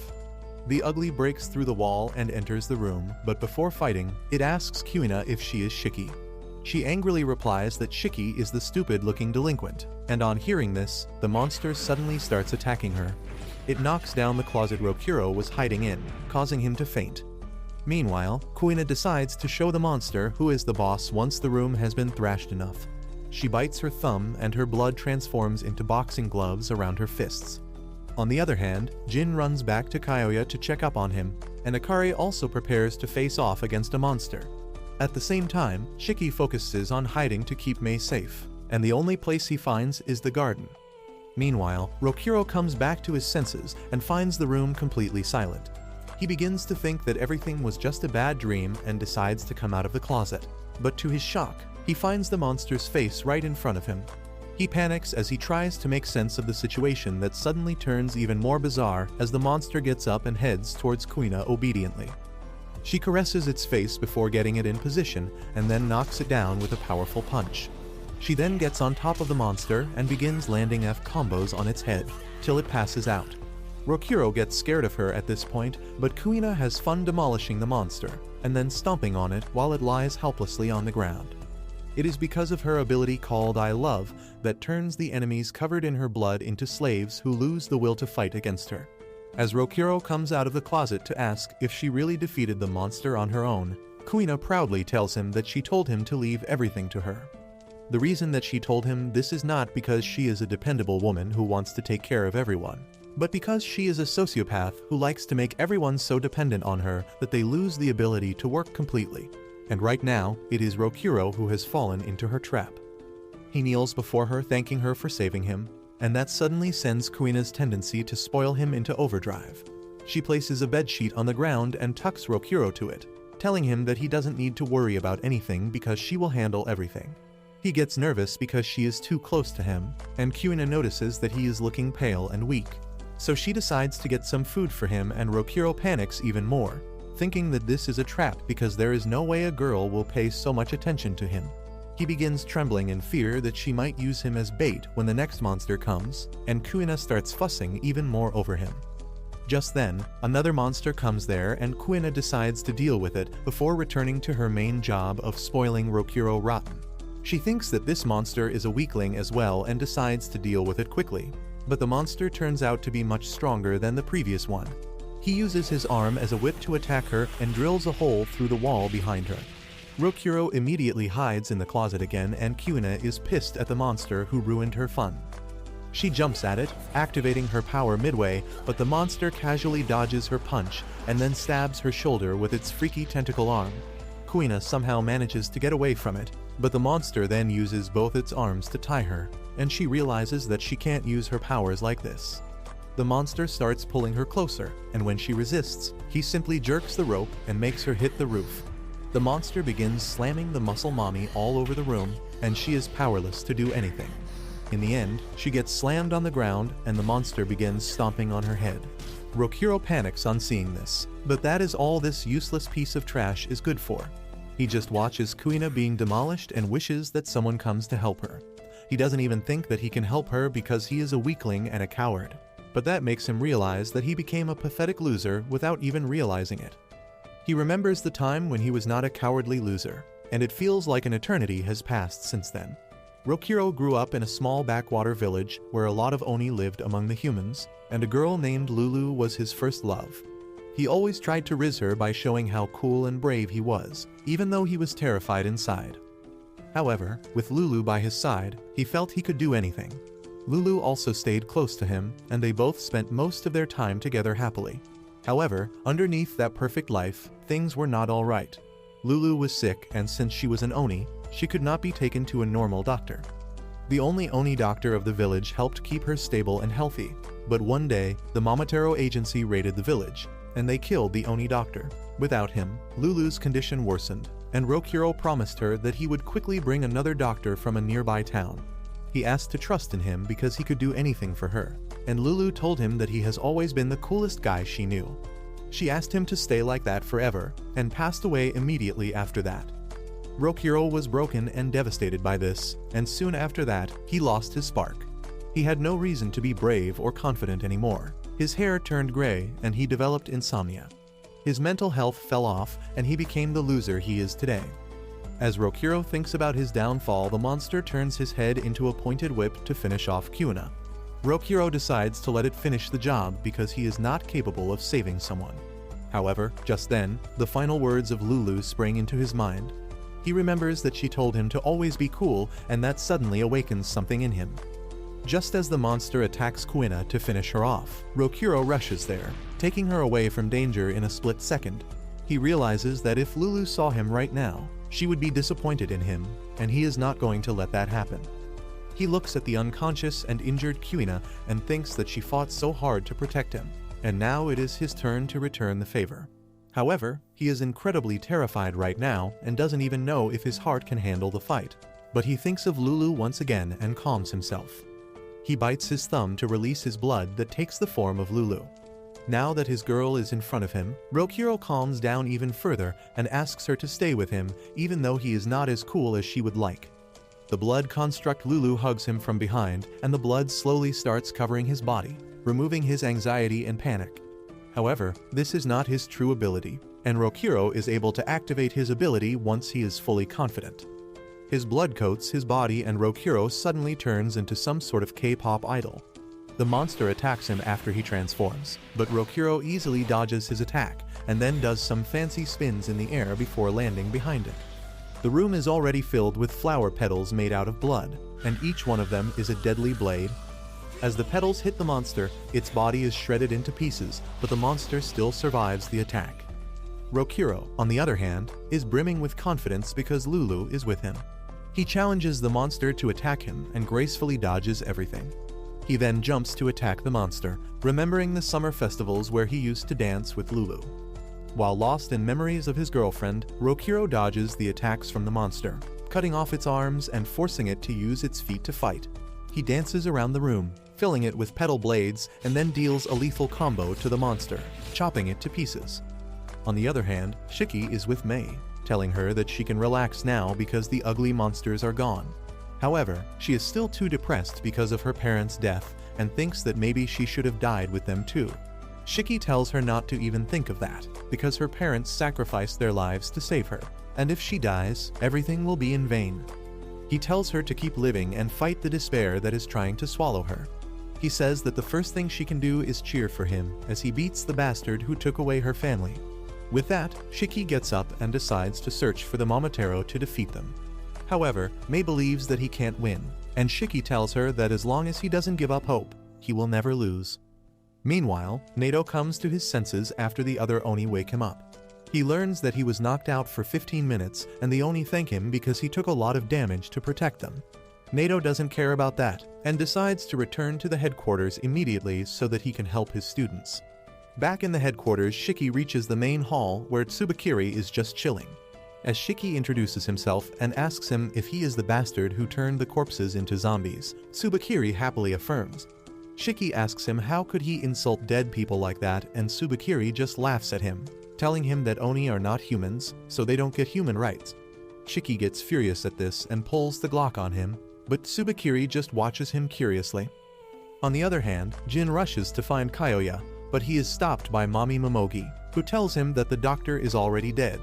She asks Jin if he would like to get revenge for his fallen friend, and he replies that he doesn't care about Kyoya, but he will gladly kill any Momotaro he comes across. He unleashes his chainsaw blades, and Momogi also activates her power to fight back. Jin dashes towards her and hits her with his full strength, but Momogi protects herself by creating an impenetrable room around her. She leaves the room and dissolves it immediately after blocking the attack and tells Jin that he can't even touch her with his weak attacks. He takes this as a challenge and gets even more determined to kill her. On the other hand, Tsubakiri throws a knife at Shiki to disarm him, telling him to stop playing with toys and use his real power to attack him. Shiki gets pissed at this and decides to blow him away with his full power. He creates the powerful rocket launcher, controlling his power through pure rage and spite, and tells Tsubakiri that he will go all out to destroy him.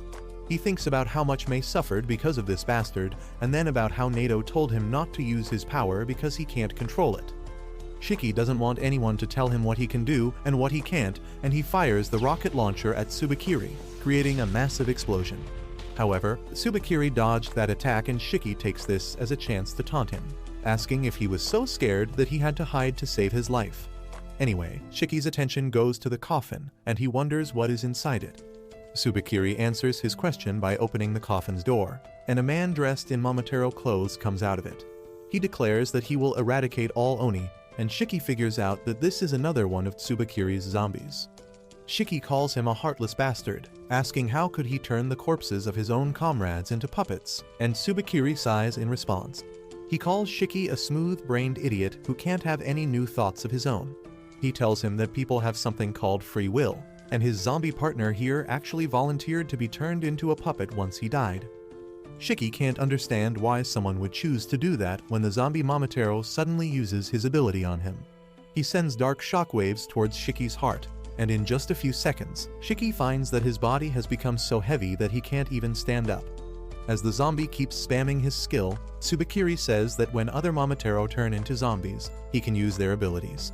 The ability of his current partner is to mix bacteria with oxygen in the air to make it incredibly heavy.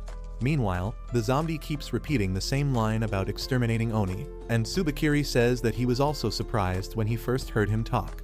He doesn't understand if it is a grudge or determination that can make this walking corpse speak, but he thinks that this is peak Momotaro spirit. He keeps pressing Shiki down with the zombie's power, asking how long can he keep up against a much stronger enemy. On the other hand, the group of Oni with Nato are trying to cut through the black barrier that Momogi has set up all around their headquarters. Their weapons shatter when they hit the wall, and they wonder if they should try other entrances. However, Nato tells them that it will be pointless because the barrier must be everywhere. The cannon fodders ask him if he can destroy the wall, and even though Nato is confident that he can do it, he thinks it is unwise. Currently, there are tourists on the temple above them, and if he destroys the wall with full force, their lives might be in danger. The Oni panic because they don't have authority to evacuate the tourists, and Nato starts thinking of a solution. Just then, the nerd Juji arrives there and tells Nato that he found enemy signals earlier and helped the injured people evacuate to safety. However, some of the support staff and most of the students are still inside. Nato realizes that they need to hurry to rescue everyone, but before that, they need to evacuate the tourists first. Just then, some Oni tell Nato that they found a weirdo outside the entrance, and it is just Homare, who has finally returned to her senses. She keeps on mumbling how she should not even be present in a beautiful place like this, but Nato is glad to see her. Suddenly, Juji starts acting like a top-grade pervert because he has a thing for girls in school uniform. He tells Homare that he would like to gift his V-card to her, and she is grossed out by this creep. Even Nato is shocked because he thought that Juji was the most normal guy in this year's batch of freaks. Anyway, he figures out that there is a way to use Homare's abilities to evacuate the tourists and immediately takes her to the forest surrounding the temple. Nato then calls Juji, who is in the temple, and tells him that he will create a small earthquake and a landslide to get all the tourists to evacuate. Juji is shocked by this, but Nato assures him that it will be a small landslide and no one will get hurt. The Oni soldiers are already spread throughout the temple to assist people in evacuating, and Nato tells Juji to scan the area to confirm that everyone has left after the evacuation. With that, he turns his attention to Homare and asks her to summon the female titan she summoned before because that is what is going to cause a landslide. She is afraid that she will go berserk, but Nato assures her that he will handle the situation. Despite his assurance, Homare is too scared to use her powers and Nato gives up. He tells Juji that the landslide plan is cancelled and they need to find another way. He then tells Homare that she is expelled because he doesn't need useless dead weights on his team. He begins skating away, but the nervous Homare tells him that she is too afraid to use her power that she can't control. Nato replies that being scared is not a problem, but refusing to change is a big problem. He knows about the incident that Homare caused in the past accidentally, but everyone in his class has a horrible past weighing them down. He tells Homare that she needs to be the one who takes the first step towards change because no one can help her otherwise. She declares that she wants to change and suddenly bites her thumb, letting her blood gush out. The blood takes the form of the giant titan and starts attacking Nato, who dodges the attacks. The heavy hits from the female titan shake up the mountain and Homare begins to panic.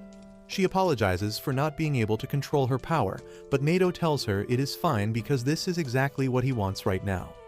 Because of the Titan's attacks, the ground starts shaking and huge chunks of the mountain begin sliding down. This creates panic among the tourists, and the Oni soldiers immediately tell them to evacuate.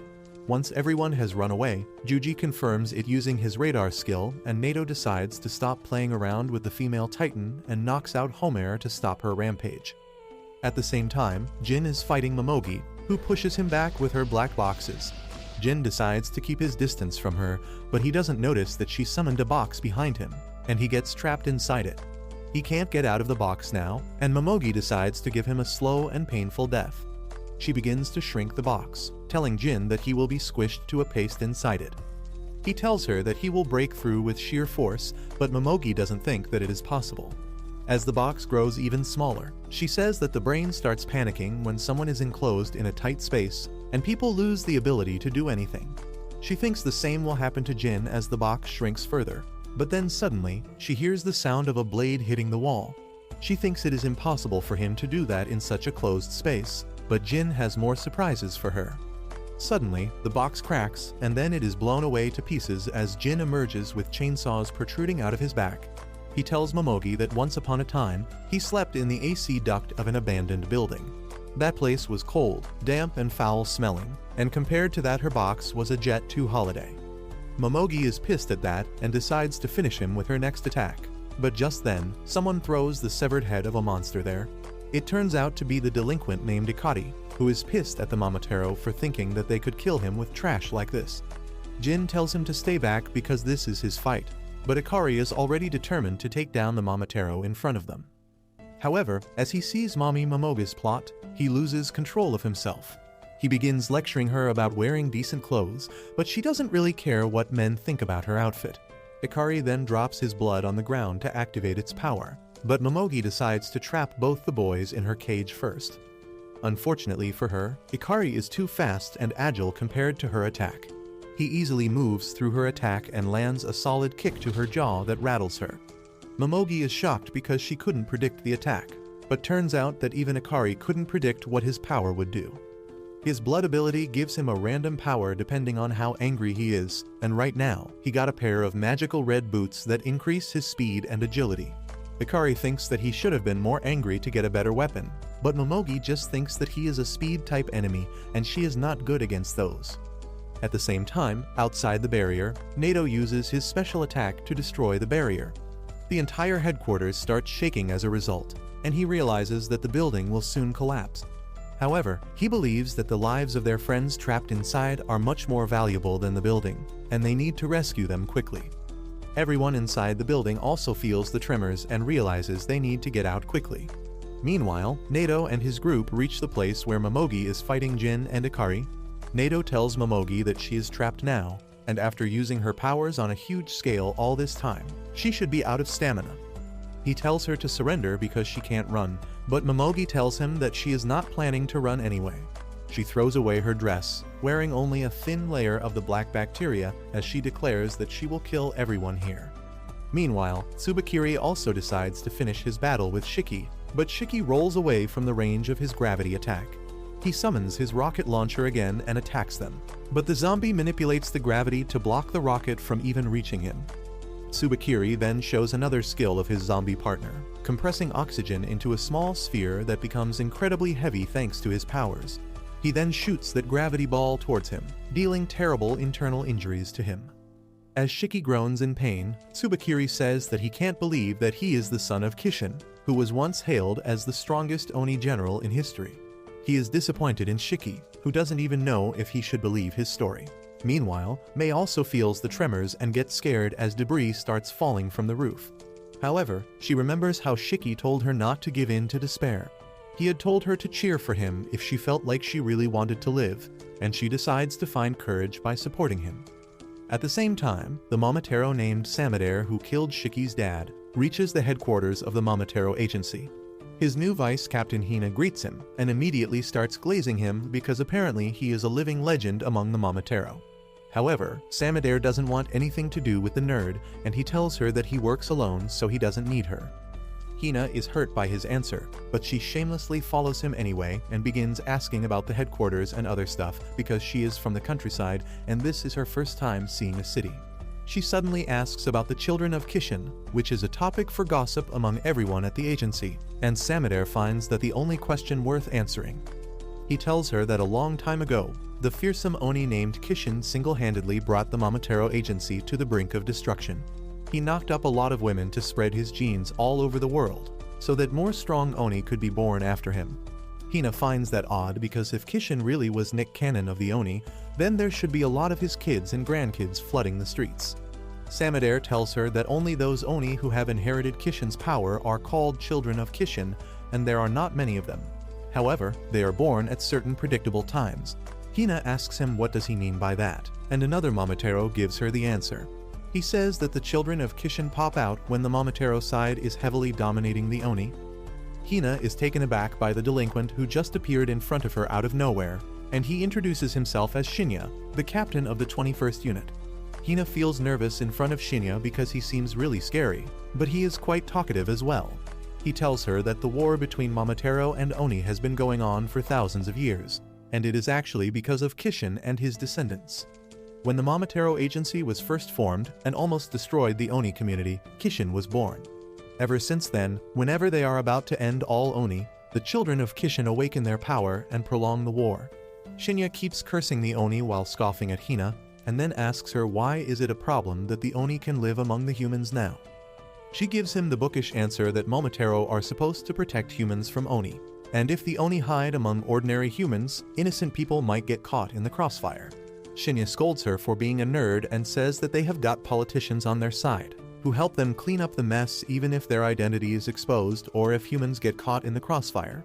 But it is those nasty politicians that create trouble for them. He says that the politicians have started demanding them to make medicine out of Oni blood among other things, and that pisses him the most. He feels that if Oni didn't hide among the humans, they wouldn't have to deal with those bastards, but Hina asks him if it isn't a good thing that people in power are helping them out.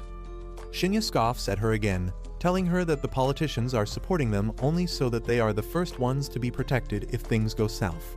He mocks Hina for being so clueless about the real nature of the world and then turns to Samadare, telling him that it must be hard for him to get a stupid country bumpkin as his partner. That is not all he wants to say, and he gets up close and personal with Samadare, telling him that maybe he is way past his prime because he lost to Shiki, who is just a brat even though he is a child of Kishin. Shinya taunts Samadare, telling him that the higher-ups put him in the headquarters because they also want him to retire from the field duty and give better candidates a chance. Shinya then walks away, telling Samadare that even if he sticks to his seat, he will rise up the ranks by killing the children of Kishin. Samadare immediately tells him to keep his hands away from Shiki because he wants to kill him personally. Shinya scoffs and says that it will be hard with just one hand left. After he leaves, Hina asks Samadare if there is only one child of Kishin, and he tells her that there are more. At the same time, Tsubakiri tells Shiki that there are always 8 children of Kishin in each generation, and he is one of them. He says that if Shiki's true power as a child of Kishin awaken, he will be a threat to the Momotaro Agency, which is why they need to get rid of him. However, he feels that taking him in as a lab rat and studying what makes him special will be even better, which is exactly what he plans to do now. Shiki gets up as the zombie's power loosens its grip around him, and he curses Tsubakiri, telling him that he doesn't care about the legend of Kishin or whatever. He swears that he is not letting Tsubakiri get away after everything he has done, and immediately summons his rocket launcher. Shiki starts attacking Tsubakiri without holding back, forcing him to run around the room to dodge the attacks. However, he quickly runs out of stamina and falls to his knees, feeling dizzy from all the blood loss. He can't even move now, and Tsubakiri calls him a weakling who can't even handle this level of fighting. He notices that the building is starting to crumble down, so he orders his zombie partner to restrain Shiki and then notices that Mei is also hiding behind the wall. Tsubakiri says that maybe he will finish her off next, and Shiki is horrified as he sees Mei in danger. He asks her to run, but Mei comes out of hiding instead. She asks Tsubakiri if this is how he killed her parents, and he scoffs, saying that he doesn't even remember how he exterminated those pests. Mei asks him how could he kill her parents because they didn't do anything, but he just laughs at her, saying that Oni are insects, and they can never have human families. Shiki once again tells Mei to run away, but as he hears her name for a second time, Tsubakiri actually remembers her parents. He tells her that they begged before him to spare her life, and they looked so pathetic that he decided to let her live. However, once he told them that he would kill her later anyway, they were mortified. Mei starts crying as she hears this, but Shiki yells at her that this is not the time to cry. He gets up, telling Mei that they will defeat these bastards first and then cry together later. Tsubakiri laughs on seeing that Shiki is crying and asks how can an Oni even cry.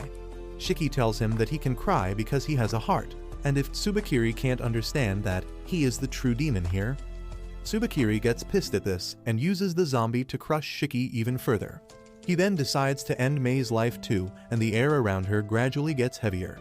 Shiki panics at this, realizing that he will fail to protect another person at this rate.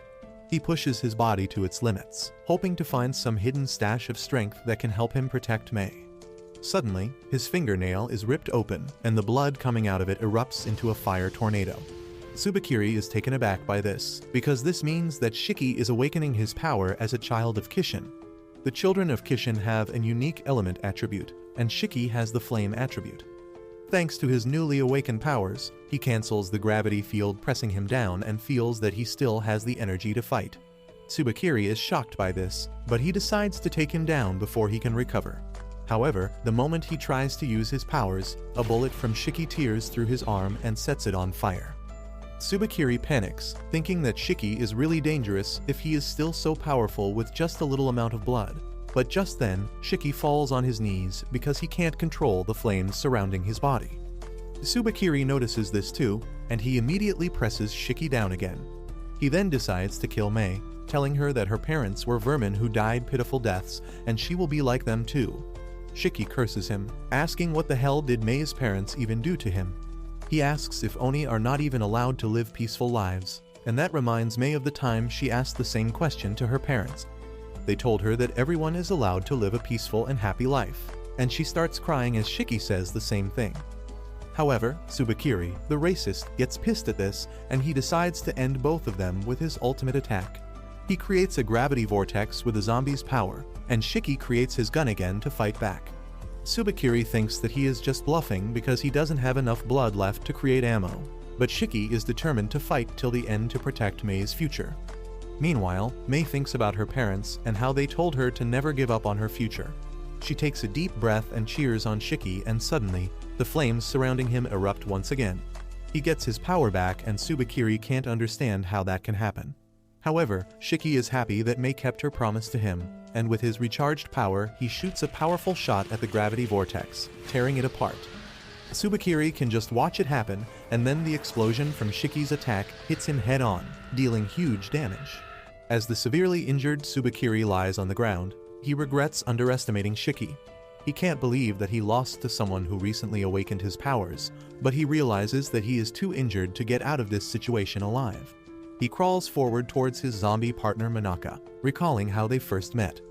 A few years ago, Tsubakiri was just a researcher in the Momotaro agency, and he had no interest in joining the combat forces. He was satisfied with his job of experimenting on the Oni they captured and spent most of his time in his lab. But then one day, Manaka came to recruit him into his team.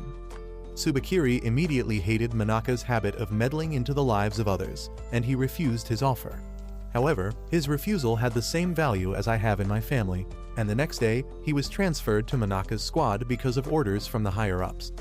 Tsubakiri found that Manaka had the aura and charisma of a leader, and he was kind enough to offer prayers for the Oni he killed. Tsubakiri could never understand any of that, because after his parents were killed by an Oni, he slowly lost his emotions. He didn't care that much about his parents anyway, because they were always busy with the agency's work and never gave any time to him. One day, he shared his story with Manaka, who immediately took him to his place and introduced him to his wife and daughter. After that day, Manaka often invited him to have dinner with his family, and slowly Tsubakiri started feeling the warmth of human emotions again. However, he was still confused about why Manaka would keep a family when they could be a liability to him and his job. Manaka told him that his family gave him the motivation to do his best and return home alive, but soon that would become the cause of his death. One day, Manaka and his team raided an apartment after receiving reports about an Oni, and they found a kid there. Manaka saw his daughter in the boy and couldn't attack him, giving him the chance to flee. However, once the Oni boy reached the streets, he went berserk and killed everyone he saw. Unfortunately, Manaka's wife and daughter were out shopping at the same time, and the berserk Oni attacked them too. Manaka rushed to save them, but he was too late. His wife and daughter lost their lives, and he also suffered fatal injuries while fighting the Oni. In his last moments, Manaka regretted showing compassion to the enemies, and declared that all Oni must be ruthlessly eliminated on spot. He asked Tsubakiri to use his corpse so that he could keep fighting the Oni even after his death.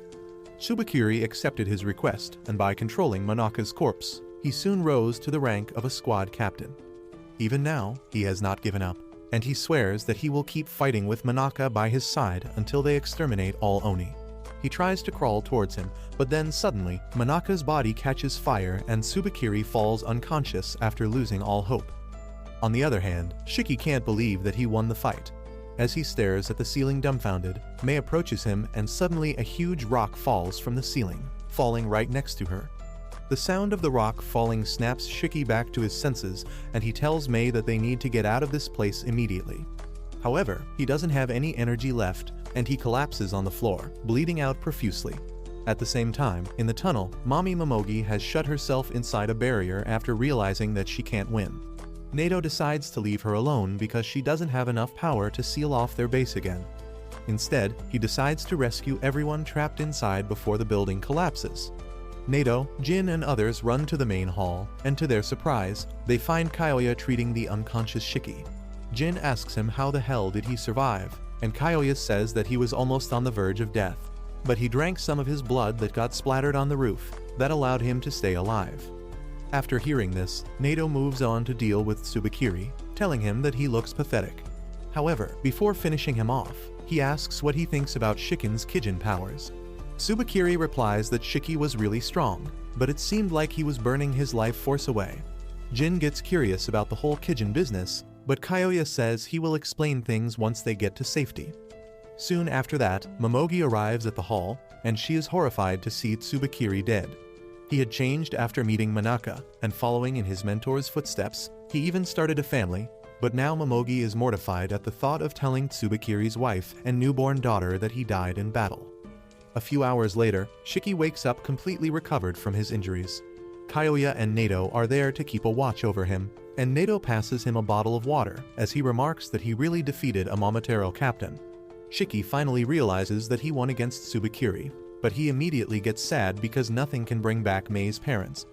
Nato quietly opens the windows, saying that they lost too much to count this as a win, but they should be glad that they survived. Soon after that, Shiki and the rest of his classmates get ready to return to their school. Kyoya has decided to adopt Mei, and he asks everyone to visit them again. As the students board the ship, Mei calls out to Shiki, thanking him with a bright smile, and he tells her that he will come to meet her again. Once they reach the academy, Nato starts teaching the students about how the Oni agency is divided into 3 parts. There is the combat unit, the medical unit, and the recon unit, and once they graduate, the students will be assigned to those units depending on their abilities. However, the classroom is a mess with Shiki's brain overheating and making audible sounds as he tries to focus on his lessons. Kuina is trying to groom Rokuro, and Akari is sleeping without a care. Nato gets the most pissed at Akari, and he wakes him up with a sonic boom producing snap. After that, he declares that the class ends here, and now everyone has to choose a partner for their dorm rooms. While the students have different opinions about sharing a room with each other, Juji points out that one of the boys will be left out because they are odd-numbered. Nato announces that whoever is left behind will share a room with him, and everyone suddenly begins to see the classmates in a much favorable light. They are still debating how they divide up the rooms, but then Kuina declares that she wants to partner up with Rokuro. Everyone is flabbergasted by this, and Juji gets jealous of Rokuro, but Nato makes it clear that boys and girls get separate rooms. Kuina asks who the hell is going to take care of Rokuro then, and Shiki asks her what the hell does she mean by that. Kuina describes in detail what she plans to do with Rokuro, and in short, it involves 4 rounds of raw dogging daily among other things. Well, Shiki gets as pissed as Juji on hearing this, and both of them start ganging up on Kuina. Shiki asks Homer to talk some sense into Kuina because he doesn't want Rokuro to have all the fun. However, Homer packs up her bag and apologizes, saying that she is the extra person here, and if she just leaves, their numbers will even out. She says that she will live outside in a cardboard box, and Shiki feels bad just hearing it. Anyway, Shiki, Juji, and Akari tell Jin that he needs to go to jail, which means sharing a room with Nato, since he is the biggest loner here. Jin coldly replies that he is fine on his own, and that pisses off all 3 of them. They call him a moron who can't even read the room, and then Shiki tells Akari that the 2 of them should share a room. Akari immediately refuses, saying that he hates being around people, and Juji feels betrayed and left out.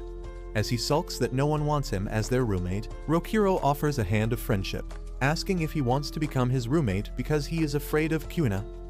However, Juji gets even more pissed at this and asks Rokuro if he wants to make him even more jealous by talking about how Kuina always gives him the Gluck Gluck 3000 before going to school.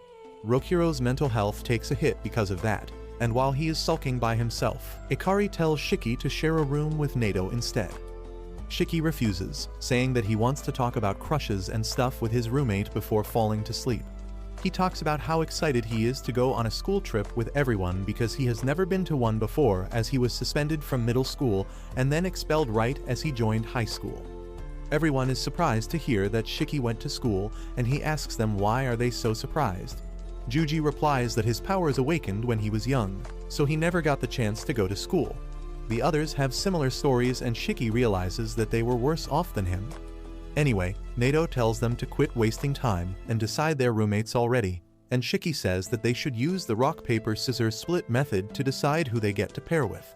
Everyone agrees with the idea, and as they throw their signs, Juji turns out to be the odd one out. He is devastated because he now gets to share a room with Nato. On the other hand, Shiki is feeling lucky that he avoided Nato, but then he finds that his partner is Jin, and honestly, that is not much better for him. He is disappointed because Jin is the least fun person in the group, but Jin, on the other hand, is curious about Shiki. Before returning to the academy, he talked with Kyoya about Shiki and learned the details about Kishin's children. He is a bit salty about it now and tells Shiki not to get overconfident just because he is born with special powers. After that, the classroom becomes as chaotic as ever, and Shiki starts thinking about Mei. He wonders how she is doing and hopes that she is working hard for a future where she can be safe and happy. At the same time, in the Momotaro Agency headquarters, the delinquent named Shinya is also on the move. He thinks that if he takes down Shiki, who defeated Tsubakiri, he will score a lot of points and get promoted to a squad captain. He tells his team to get ready because they are departing immediately, and they tell him that they don't have permission to go off on their own. However, Shinya doesn't care about that because as long as he gets results, the higher-ups won't complain about his methods. A couple days later, Shiki and his classmates are enjoying a hot public bath after another harsh day at school. While Shiki whines and about Nato being a demon teacher, Jin walks away because he is done bathing. Ikari also takes his leave because he is tired of Shiki's yapping, but at least Juji agrees with him. Rokuro, on the other hand, knows that Kuina will be waiting for him outside to spoil him rotten, and though it is any man's dream, this wimp is terrified of that idea. Juji and Shiki think that he is just bragging, but as Rokuro assures them that he is terrified of caring and dominating mommies, they hear Kuina's voice as she tries to enter the boys' bath to be with Rokuro.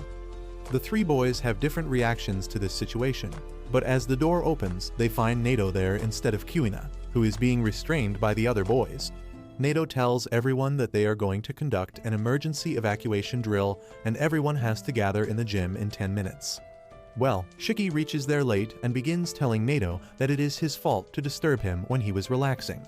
Nato isn't having any of his bull and asks him if he would like to train in the storm raging outside if he has a problem with the evacuation drill, and Shiki immediately changes his stance. Anyway, Nato begins his lecture, telling the students that if they can't act as a team and take swift actions during emergencies, their chances of survival go drastically down. He says that this exercise is to train them to work in a team and then points towards the supplies kept in the corner of the hall. He tells them to stay inside the gym until further notice while he leaves to patrol the campus. Everyone is relieved when Nato finally leaves them, but now they have no idea what to do. Jin is the first one to notice a pot among the supplies and Shiki says that it might have a bomb inside. He points his finger gun at it, saying that the best way to dispose of a bomb is to shoot it from a distance. But Ikari and Homer tell him to stop because even a monkey can tell that the pot has their dinner. Shiki laughs, telling them that he was just joking, but Ikari gets mad at him and calls him an idiot sandwich. Shiki gets into an argument with him, but that ends pretty quickly as Homer begins to apologize for offending him. Anyway, while they fight, Kuina decides to get some food for her dear Rokuro, and she finds that it is their staple curry and rice. As everyone sits down to eat, Shiki starts acting fussy and asks if anyone wants his bean sprouts because he hates any food that looks green.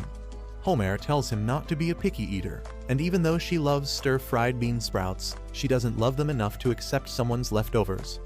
Just then, Shiki notices Ikari near the pot because he finished his first serving.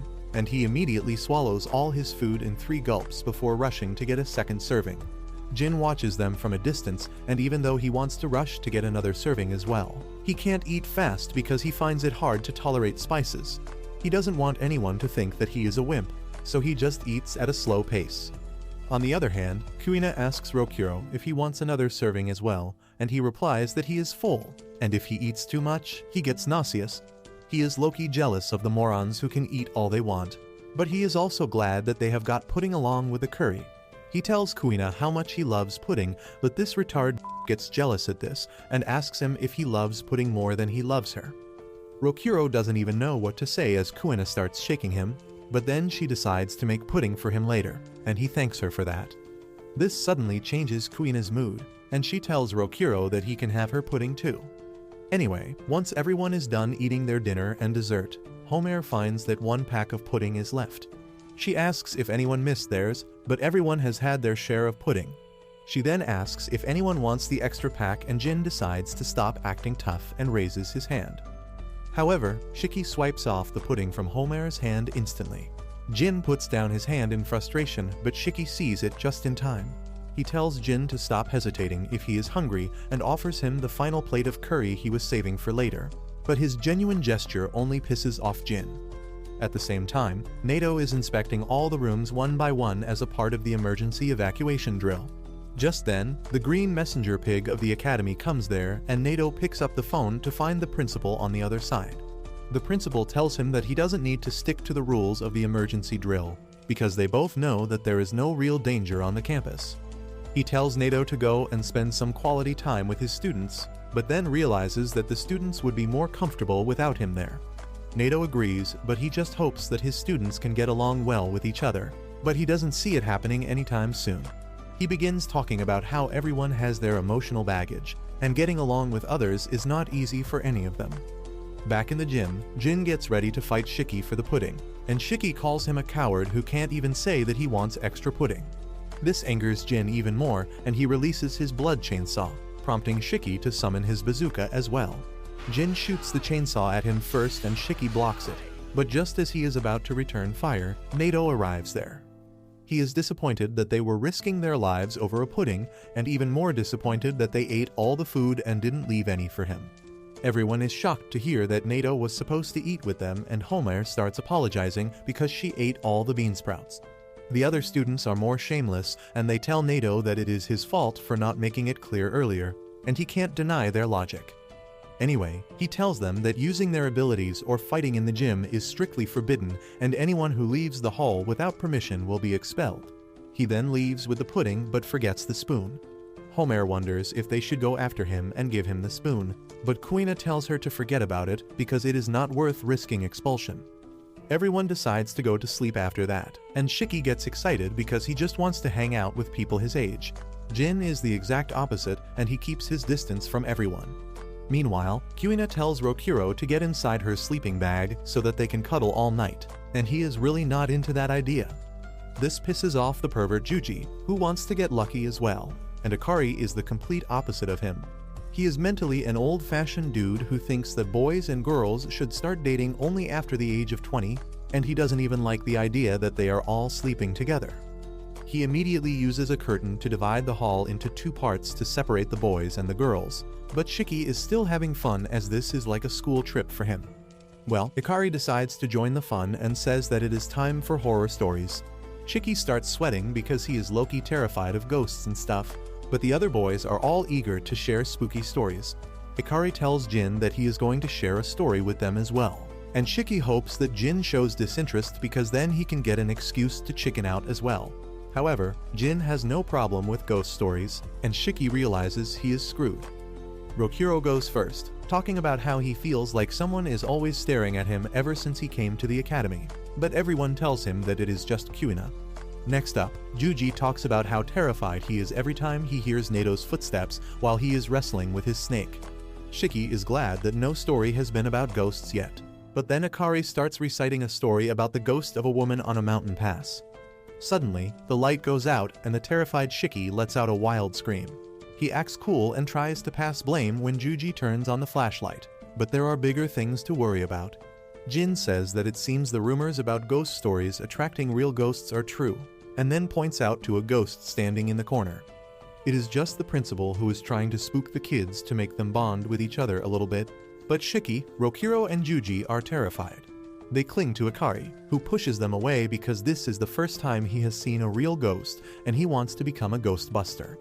He charges at the principal, who blows him away with a force field, and Jin decides to go next. The cowardly trio latch on to him next, and as he tries to get rid of them, Shiki lets his fear take over his reasons. He summons his gun and begins firing randomly, blowing up the room without even aiming straight at the principal. When Nato arrives at the gym later, he is aghast to see what has happened, and the principal asks him to tell the students that it was just a bad dream and there was no ghost whatsoever. The next day, everyone is convinced that they had a bad dream because of the stormy night, when Nato enters the classroom, telling them that they are going to Tokyo for their next field exercise. But that's where this video ends. Remember to like and subscribe to the channel. Thanks for watching, and I'll see you next time.